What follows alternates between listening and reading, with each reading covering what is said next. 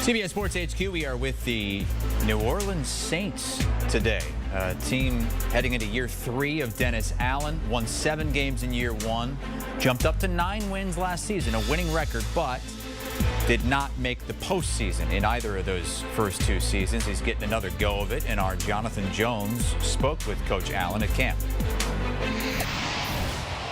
Jonathan Jones, CBS Sports, alongside Saints head coach Dennis Allen. First of all, thanks for joining us. You escaped the New Orleans heat and humidity. This is pretty nice out here in Southern California.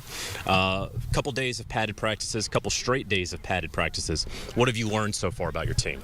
Yeah, look, I would say this. This was our 3rd day of padded practices in a row. I think our guys are out here competing at the highest level. They're playing the game the right way. They're playing tough. They're playing physical. And certainly there's a line that is kind of drawn when you're playing amongst your own team. You want to play tough and physical, and yet we need all these guys to be able to accomplish the things that we want to accomplish this season. But our guys are working extremely hard. We're trying to build a smart, tough, competitive football team that's willing to do the things that maybe not every other team's willing to do to try to accomplish our goals. I think that for the folks at home, you sort of alluding a little bit to there was a slight dust up out here, Olave and Paulson Adebo. What do you say to the guys when maybe a couple punches are thrown or pushing and shoving that is somewhat natural in training? Yeah, look, I mean, I think some of that is just that part of camp. When you're in day 3 of pads and you're hitting on the same people every day for 3 straight days, eventually kind of the tempers flare a little bit. And as long as those things stay under control, what we can't have, there was no punches thrown. Okay. There was just, some pushing and shoving and grabbing a face mask, and that's kind of the price of doing business, when you're out here. But what we have to understand is, we can't have any of these major scuffles where, we're getting, a big pile or we're getting punches thrown and those kinds of things, because you can't do that in the game. Yeah. As far as your defense goes, a group that I think 4th and 3rd down defense last year, 3rd and 4th down defense. What's going to be that next step? Because I see out here, I read the reports from yesterday, defense typically at the start of training camp a little ahead of the offense, but it looks like you guys are ready to take even another step. Yeah, well, I would say this. I'd say that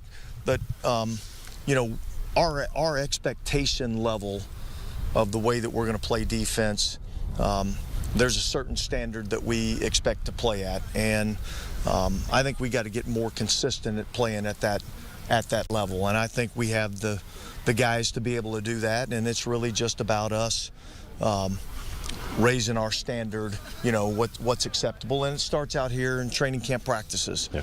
And so one of the things that we want to be able to do, really not just defensively but as a team, is we're trying to get ourselves in the absolute best condition that we can be in, so that we can play harder and longer than our opponent is either willing or able to do. And that's kind of what you have to do out here at training camp. And so pushing ourselves to play fast on every single play and give maximum effort then makes it easier to do that on Sundays.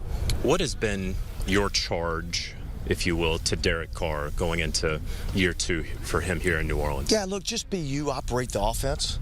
Don't try to do anything special. Just be the quarterback and just be the distributor of the football. And I think he can do that at an extremely high level. Yeah. And so, I feel like there's probably maybe some outside expectations that, that people talk about, and really the only expectations we need to be concerned about is our expectations for ourselves. Does he need to block that out? Both individually and collectively. Yeah. And I would say that would apply to anybody. Sure. Block out all the outside noise, good or bad. I can tell you what it's going to be. If we're playing well, there's going to be a lot of people they're going to be talking good about. And if we're not, there's going to be a lot of people that, they're going to talk bad about. And it starts with the head coach and the quarterback, and so that's just the nature of the business. So just focus on, being the best version of yourself, and that'll be plenty good enough. We've been on a camp tour where we've been to a couple of places recently that are installing new offenses. It takes a little time. What are some of the growing pains with the Clint Kubiak offense right now, but also how are you guys avoiding some of those potholes right now? Yeah, well, look, I think the first thing is most of it is terminology driven, right? It's everybody understanding what the terminology is and how do I get lined up in these formations and what does this formation name mean? And that's probably the biggest challenge that you have, because the plays really are the plays. Yeah.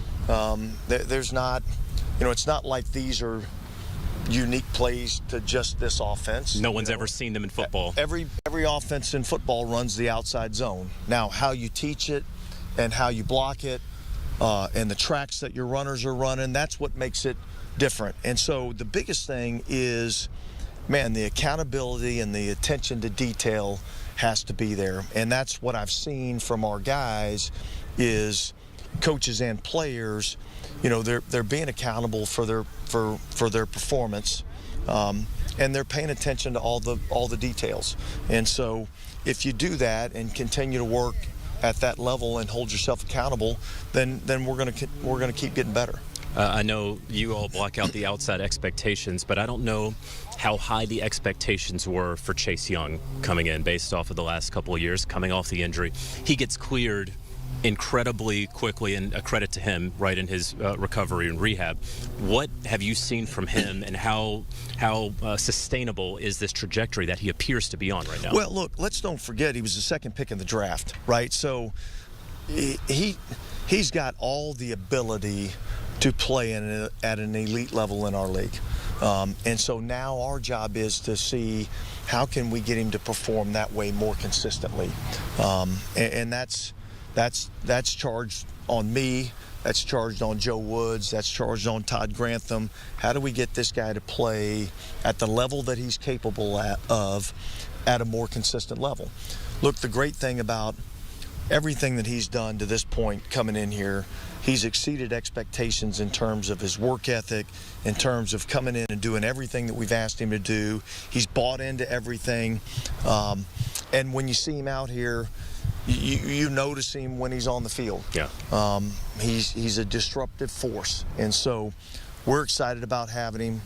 I think he's got an opportunity to have, a great season.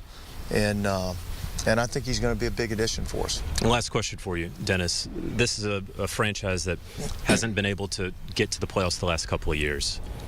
Every year there's urgency. Every year everybody wants to get into the playoffs, win the division. How would you describe the level of urgency for you for this group this season? Yeah, look, there's no denying that there's a sense of urgency for this group to get back to playing the type of football that we're capable of playing. And really, quite frankly, I've been around here basically since 2006. So I've been a part of a lot of the wins that have happened in this organization. I've also been a part of some of the 7 and 9 seasons in this organization. But here's what great organizations do, okay?